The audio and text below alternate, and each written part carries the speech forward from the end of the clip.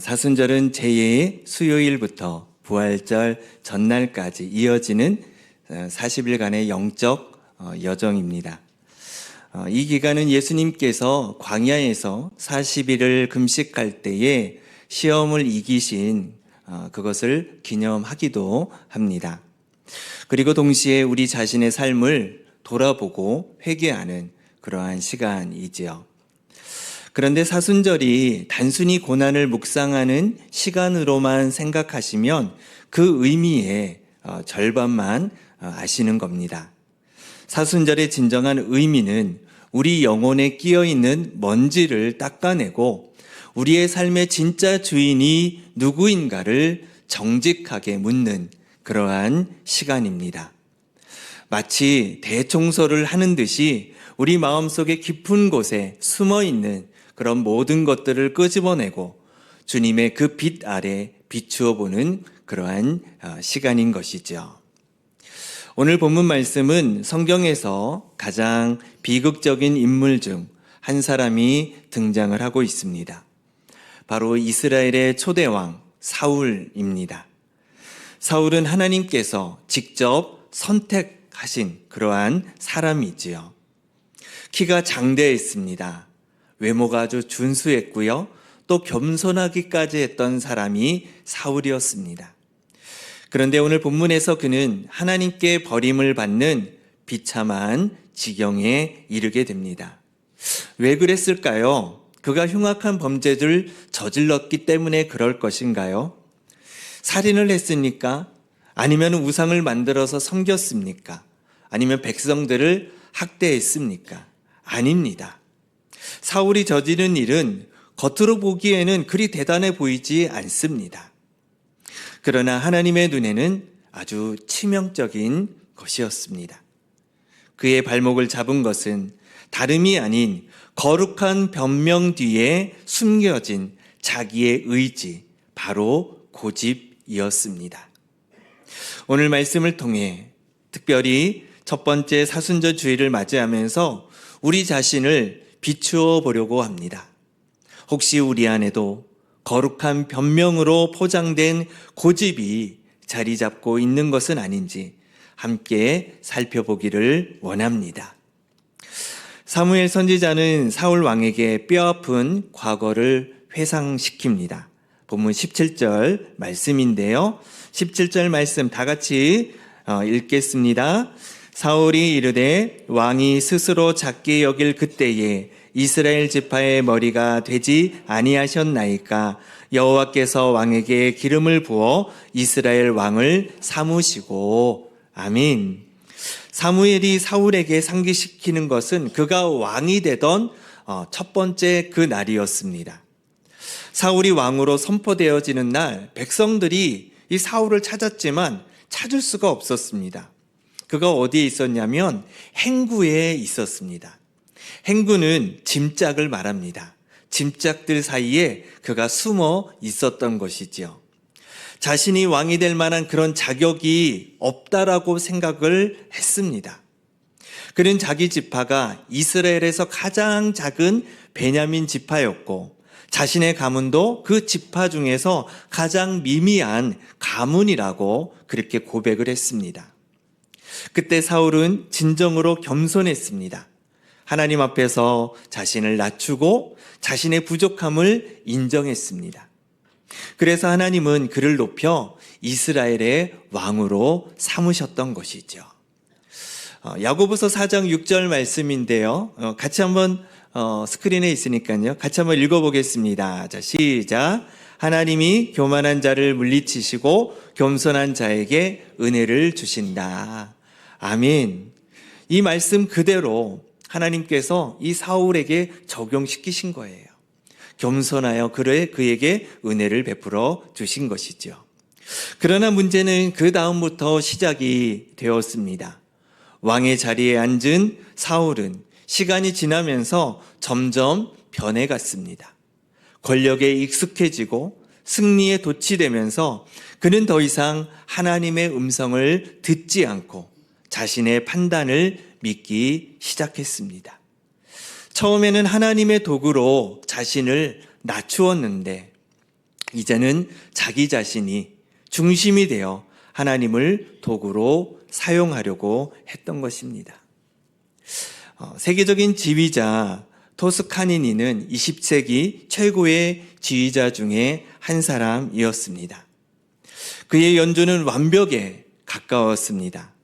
어느 날 베토벤 교향곡 연주가 끝난 후에 관객들이 기립박수를 치면서 열광을 했습니다. 무대 위의 단원들도 감격에 젖어 있었습니다. 그때 토스카니니가 단원들에게 조용히 속삭였다고 합니다. 네, 뭐라고 속삭였는지 같이 한번 읽어보겠습니다. 자, 시작. 나는 아무것도 아닙니다. 당신들도 아무것도 아닙니다. 오직 베토벤만이 모든 것입니다. 토스카니니는 자신이 위대한 작곡가의 음악을 전달하는 통로에 불과하다는 것을 알았습니다. 아무리 지휘가 훌륭해도 그것은 작곡가가 만든 그 악보를 재현하는 것뿐이죠. 지휘자가 자기 마음대로 악보를 바꾸거나 자신의 해석만을 고집한다면 그것은 더 이상 원작이 아닌 것입니다. 사울에게 부족했던 것이 바로 이것이었습니다. 그는 자신이 하나님의 대리자임을 잊었던 것이지요. 이스라엘의 왕은 하나님께서 작곡하신 인생의 악보를 충실히 연주해야 하는 지휘자에 불과했습니다. 그런데 사울은 하나님의 악보를 자기 마음대로 편곡하기 시작했던 것입니다. 하나님의 명령을 자기 방식대로 해석하고 자기 판단이 더 낫다라고 생각하기 시작한 것입니다. 여러분, 우리의 모습은 어떻습니까? 우리가 처음 예수님을 영접했을 때, 처음 은혜 받았을 때, 여러분도 한번 떠올려 보시길 바랍니다. 그때 우리는 어떤 고백을 그때 했었을까요? 주님, 저는 아무것도 아닙니다. 주님 뜻대로 살겠습니다. 주님이 원하시는 대로 저를 사용해 주십시오. 여러분, 그렇게 고백하지 않으셨습니까? 아마 우리 모두가 한 번쯤은 그렇게 주님 앞에 그 은혜에 감격해서 하나님 앞에 사용되기를 소망하며 그렇게 고백을 했던 그런 기억들이 있습니다.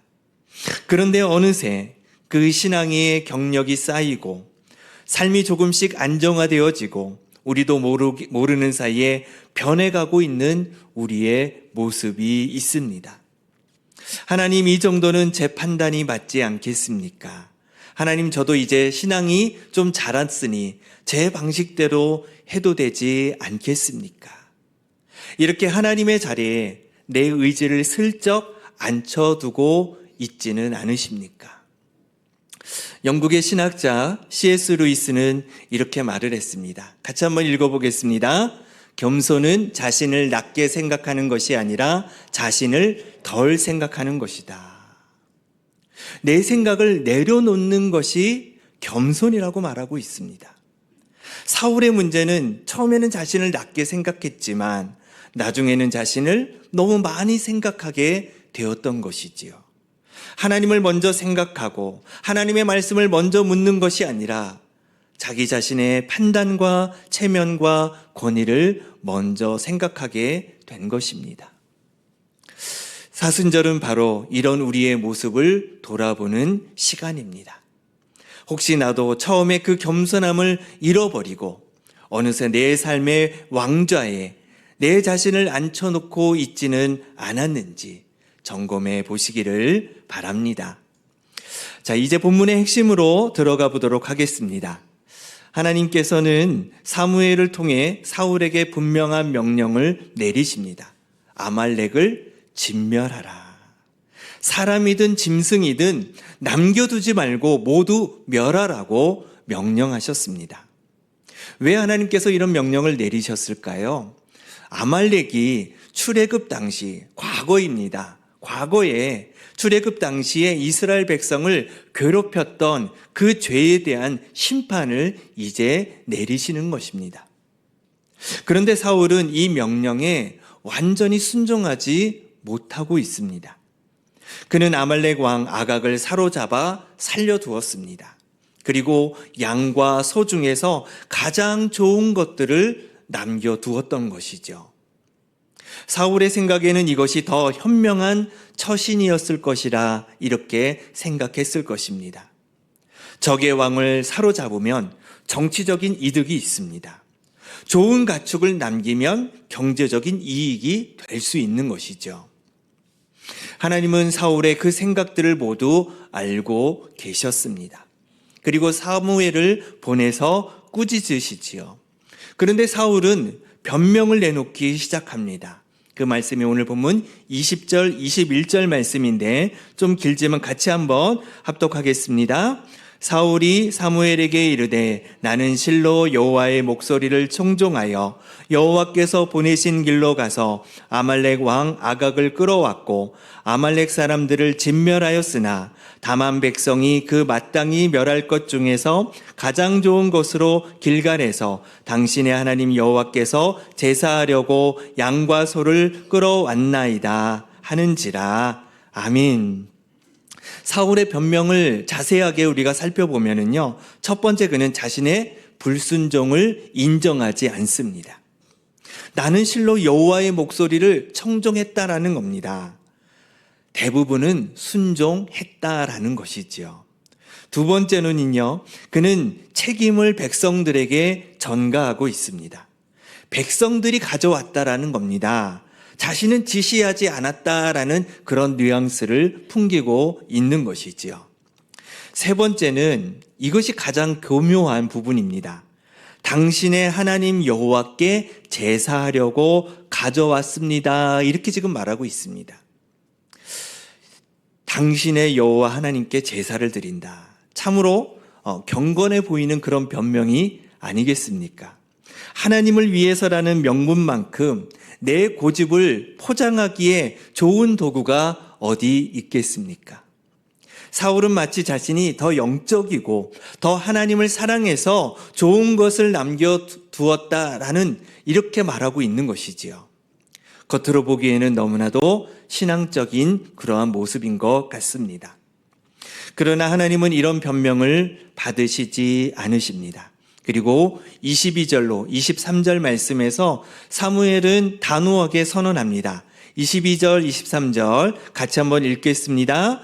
사무엘이 이르되 여호와께서 번제와 다른 제사를 그의 목소리를 청종하는 것을 좋아하심같이 좋아하시겠나이까. 순종이 제사보다 낫고 듣는 것이 수장의 기름보다 나으니 이는 거역하는 것은 점치는 죄와 같고 완고한 것은 사신 우상에게 절하는 죄와 같음이라. 왕이 여호와의 말씀을 버렸으므로 여호와께서도 왕을 버려 왕이 되지 못하게 하셨나이다. 아멘. 여기서 우리가 분명히 구별해야 될 것은 하나님께서 원하시는 것은 우리의 종교적인 행위가 아닙니다. 하나님이 원하시는 것은 순종하는 마음이라는 것이죠. 아무리 거창한 제사를 드려도, 아무리 많은 헌금을 하나님 앞에 드려도, 아무리 화려한 예배를 주님 앞에 드려도 그것이 하나님의 말씀에 대한 순종에서 비롯된 것이 아니라면 하나님 앞에서 무의미하다라는 것입니다. 어떤 청년이 부모님의 간곡한 만류에도 불구하고 무리하게 대출을 받아서 사업을 시작했습니다. 부모님은 지금 때가 아닌 것 같아. 좀 더 많이 준비했으면 좋겠어 라고 말렸지만 그 청년은 듣지 않았습니다. 그러면서 이렇게 말합니다. 다 하나님을 위해서 사업하는 거예요. 교회에 11조도 많이 내려고 하는 겁니다. 사업이 성공하면 선교 헌금도 많이 보낼 거예요. 겉으로는 얼마나 거룩한 목적처럼 보이겠습니까? 하나님의 나라를 위해서, 교회를 위해서, 선교를 위해서라고 합니다. 그러나 그 밑바닥에는 자신의 성공 욕구와 고집이 깔려 있었습니다. 부모님의 지혜로운 조언, 또 현실적인 판단보다 자기 생각이 더 옳다고 믿었던 것입니다. 결국 사업은 실패되고 가족들이 큰 고통을 겪게 되었습니다. 우리가 흔히 말하는 하나님의 영광을 위해서 주님의 뜻대로라는 이 말이 혹시 내 욕망을 정당화하는 종교적 포장지는 아닌지 우리는 정직하게 우리 자신을 돌아봐야 됩니다. 우리는 때때로 하나님의 이름을 빌려 내가 하고 싶은 일을 합리화할 때가 있습니다. 하나님을 섬기는 것처럼 보이지만 실제로는 하나님을 내 목적을 위해 이용하고 있는 것이죠. 방금 읽은 23절에서 사무엘은 이 고집, 이 완고함이 사신 우상에게 전하는 죄와 같다라고 경고하고 있습니다. 왜 그렇겠습니까? 우상이 무엇이지요? 하나님 자리에 다른 것을 앉혀놓는 것이 우상입니다. 내 의지, 내 판단, 내 신념, 내 방식을 하나님의 말씀보다 더 높은 곳에 둔다면 그것이 바로 우상입니다.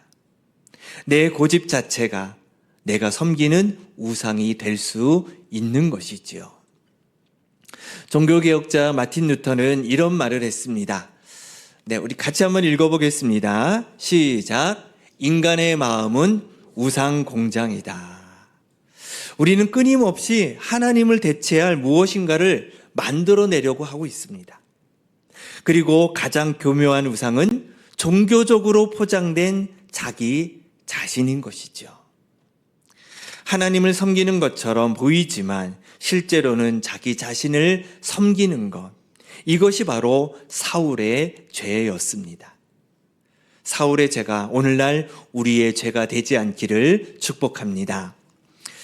사무엘의 책망을 받은 사울은 어떻게 반응을 했을까요? 오늘 본문 말씀이 벗어나긴 하지만 24절 말씀에 자신의 죄를 이렇게 인정합니다. 24절 한번 같이 읽어보겠습니다. 사울이 사무엘에게 이르되 내가 범죄하였나이다. 내가 여호와의 명령과 당신의 말씀을 어긴 것은 내가 백성을 두려워하여 그의 말을 청종하였음이니이다. 아멘. 여기서도 사울은 여전히 변명을 늘어놓고 있습니다. 백성을 두려워하여 그랬다라는 겁니다. 완전한 책임을 지지 않고 상황을 탓하고 있는 거예요. 하지만 그래도 어쨌든 내가 범죄하였나이다 라고 말하고 있습니다. 그렇다면 이것은 진짜 회개인 것일까요?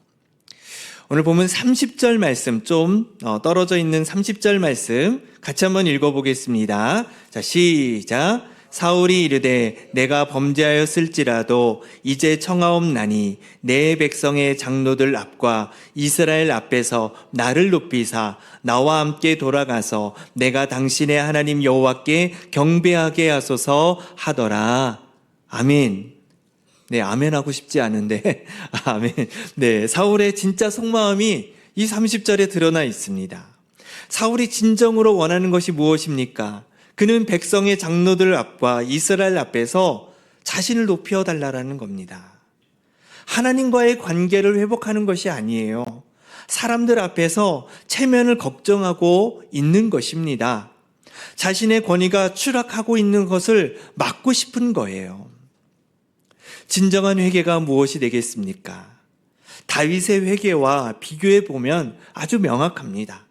다윗도 아주 심각한 죄를 지었습니다. 밧세바와의 간음, 그리고 그 죄를 감추기 위해서 우리아를 전쟁터에 보내게 되죠.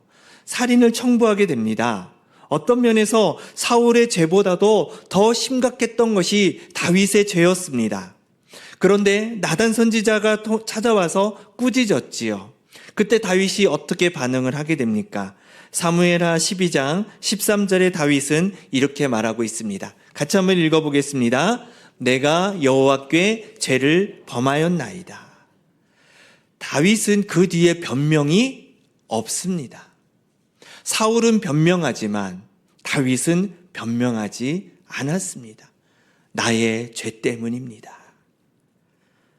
다윗은 상황을 탓하지 않았습니다. 자기 체면을 걱정하지 않았습니다. 그는 오직 하나님 앞에서 자신의 죄를 인정하고 하나님과의 그 관계 회복만에 초점을 맞추고 있었습니다. 이것이 참된 회개인 것이지요. 참된 회개는 하나님, 제가 틀렸습니다. 저는 죄인입니다. 저를 용서해 주시고 새롭게 하옵소서. 이렇게 고백하는 것이지요. 하나님, 제가 잘못하긴 했는데 제 체면 좀 살려주십시오 라고 협상하는 것이 진정한 회개가 아니라는 것입니다. 사울은 끝까지 자신의 의지, 자신의 평판, 자신의 자리를 내려놓지 못했습니다. 그는 하나님보다 자신의 왕권을 더 사랑했습니다. 사무엘이 돌아서려고 했습니다. 그때 사울은 사무엘의 옷자락을 붙잡다가 그 옷자락이 찢어지게 됩니다. 그때 사울이 이렇게 말하죠. 28절 말씀에 뭐라고 말하고 있습니까? 이스라엘 나라를 왕에게서 떼어 왕보다 나은 왕의 이웃에게 주셨나이다. 옷자락이 찢어진 것처럼 왕국이 사울에게서 찢겨 나갔습니다. 사울은 자신의 왕관을 지키려다가 오히려 모든 것을 잃어버리게 되는 것이죠. 그는 이후로도 왕위에 있긴 했지만 하나님의 영은 그를 떠났고 그의 남은 생에는 두려움과 질투와 분노로 가득 찼습니다.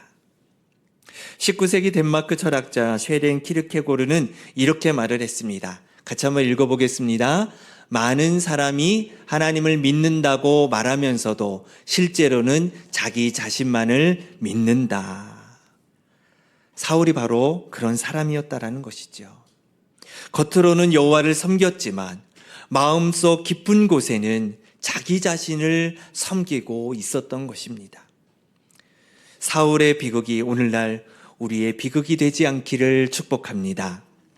사랑하는 성도 여러분, 이번 사순절 기간 동안 우리가 싸워야 할 대상은 외부에 있는 것이 아닙니다. 바로 내 안에 거룩한 변명을 늘어놓으며 끝까지 버티고 있는 나의 의지, 나의 고집에 있다라는 것이죠. 우리 각자의 마음속에는 작은 사울이 살고 있습니다. 하나님의 말씀보다 내 생각이 더 옳다라고 주장하는 그 사울이, 순종보다 종교적 행위로 포장하려는 사울이, 하나님보다 내 체면을 더 걱정하는 사울이 우리 안에 있다라는 것이죠. 사울은 자신의 왕권을 지키려다가 하나님을 잃어버렸습니다. 그러나 우리에게는 정반대의 길을 걸어가신 분이 계십니다. 바로 예수 그리스도이십니다. 예수님은 하나님의 본체시지만 동등됨을 취할 것으로 여기지 아니하시고 자기를 비워 종의 형체를 가지사 사람들과 같이 되셨습니다. 그리고 자기를 낮추시고 죽기까지 복종하심으로 십자가에서 죽으셨습니다. 사울은 자기 의지를 끝까지 붙잡았지만 예수님은 겟세마네 동산에서 내 원대로 마옵시고 아버지의 원대로 되기를 원합니다. 이렇게 기도를 드리셨지요. 사울은 자기 왕관을 지키려고 했지만 예수님은 가시면류관을 쓰셨습니다. 사울은 자기 생명을 보존하려고 했지만 예수님은 우리를 위해서 친히 목숨을 버리셨습니다. 그리고 바로 그 순종, 십자가까지의 그 순종이 우리를 살리셨습니다. 우리가 구원받은 것은 우리의 종교적 행위 때문이 아닙니다. 우리의 선행이나 헌신 때문이 아닙니다. 오직 예수 그리스도의 순종, 아버지의 뜻에 대한 완전한 순종 때문입니다. 그래서 사순절은 우리에게 묻습니다. 사울의 길을 갈 것인가? 예수님의 길을 갈 것인가? 자기 고집을 붙들고 살 것인가? 자기를 내려놓고 십자가의 길을 갈 것인가? 사순절의 끝에는 십자가가 있고 십자가의 너머에는 부활이 있습니다. 그러나 부활의 기쁨에 참여하려면 먼저 십자가에서 죽어야 됩니다. 나의 의지가 죽어야 됩니다. 나의 고집이 죽어야 됩니다. 나의 거룩한 변명이 죽어야 될 줄로 믿습니다. 이번 사순절 우리 모두 내 안에 가짜 왕을 내려놓으시기를 바랍니다. 내 고집의 매듭을 풀고 주님의 뜻에 온전히 순종하는 삶을 향해 나아가시기를 바랍니다. 그래서 부활의 아침에 참된 생명의 기쁨으로 충만해지는 우리 모두가 될 수 있기를 주님의 이름으로 축원을 드립니다. 기도하겠습니다.